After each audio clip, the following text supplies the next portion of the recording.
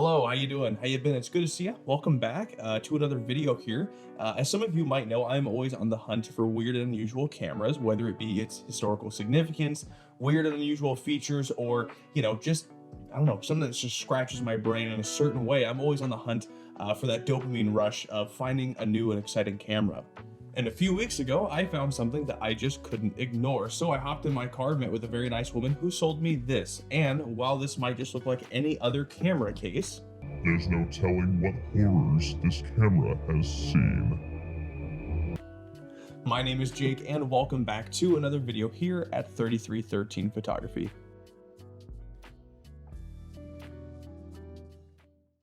Crime scene photography can be traced back as early as the 1800s, and since then, it has played a pivotal role in the investigation of crimes throughout recent history, and inside this case is a camera that was used for that very purpose. When first opening this case, it really does just look like a camera kit that any other photographer of the time would have used, but there are just a few little knickknacks, if you will, that really just make this stand out and to make it a bit more interesting. So we're going to go over the contents of this crime scene camera case here right now.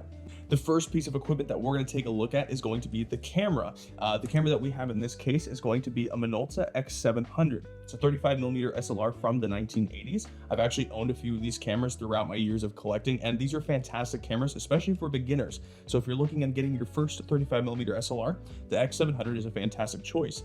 We do have three lenses in this case. The one that's attached to the camera right now is going to be a 50mm 1.7.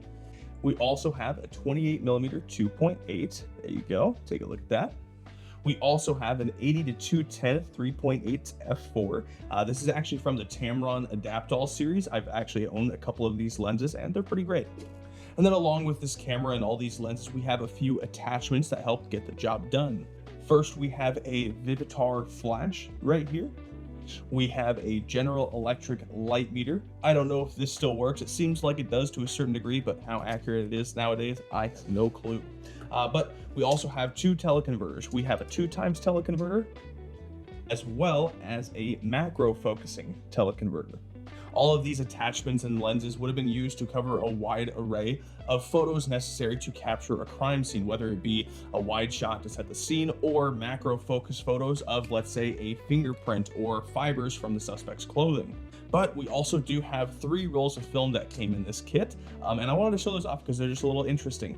First, we just have a roll of 200 ISO color film from a company called Imation. I've never heard of this. If you've used or seen this film in the past, let me know what your thoughts are in the comments down below. Obviously, this roll is expired, so I don't really plan on shooting with this because I don't know how well kept this was. It's probably been in this case for the past 20 years at the very least.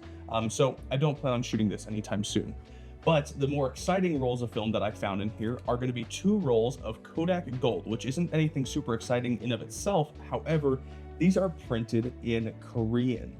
And I thought that was just so bizarre that two rolls of Korean Kodak Gold ended up here in the middle of the Midwest. How those ended up here, I don't know. I haven't even been able to find anything on these rolls of film online, and not even photos of an exact copy of this roll of film. So again, if you know anything about this, let me know.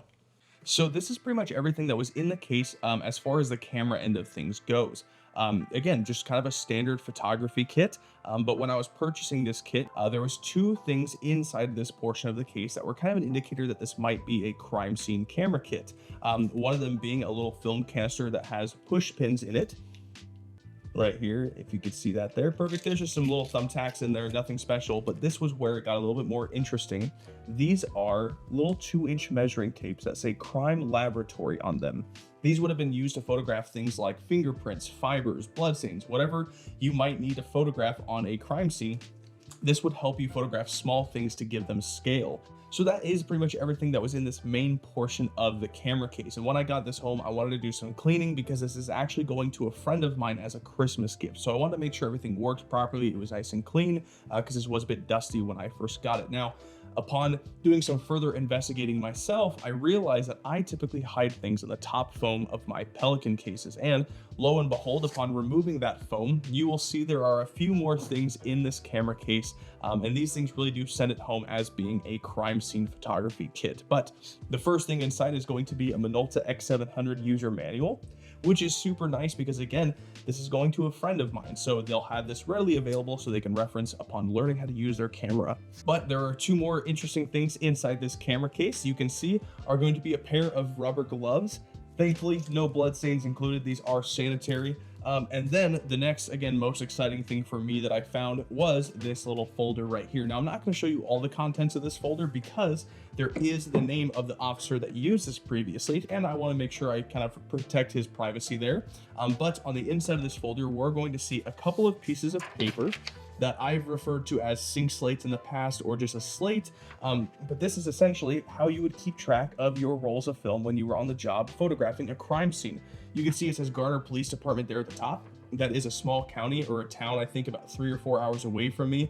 It's like a population of 3,000 people, so a fairly small town. But this is how you would keep track of your rolls of film and things like that when photographing your crime scene. You can see case file, date, roll, location, photographer right there, and then on the back there's actually going to be an itemized list of each of the shots on your roll of film, describing what lens you use, the lights that you use, what f-stop, your aperture, you know, all those different settings, again, to keep track of all those little things. And these details were extremely important to keep track of when photographing a crime scene. These kind of things that you're using in court, like crime scene photographs, need to be extremely detailed as far as how they are dated and labeled and everything like that, because things like this can get dismissed in court if they have even just the inkling of a doubt that these images might have been tampered with or photographed outside of the crime scene or whatever it may be. Finding kits like this that have a small and unique history to them is just so cool. Photography as a career is such a massive blanket statement for all the different unique and niche career paths that you can take. And now I don't know for sure that this officer was only a crime scene photographer, as this comes from a fairly small town and I'm sure they've had a lot of different roles in their career. But what I can say is that this tool played a very important role in what they did on a day-to-day basis.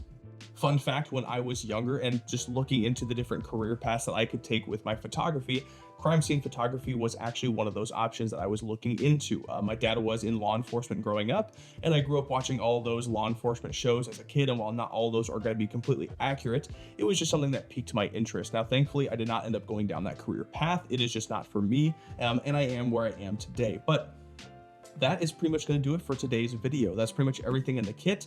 I just really wanted to share this with you guys because I thought it was something cool and fun and just something that you don't really see every day. And I'm excited for this camera to go off to my friend. I hope they really enjoy it because this is a really nice camera kit to have as a whole, but it also just includes a nice, you know, unique and niche history to it. So again, if you guys want to check out my channel, there's some more videos on there. I'm hopefully going to have some more videos rolling out fairly soon. So feel free to like and subscribe and stick around. You might learn something. Thank you guys again so much for watching. Have a great one. I'll see you in the next video. Bye-bye.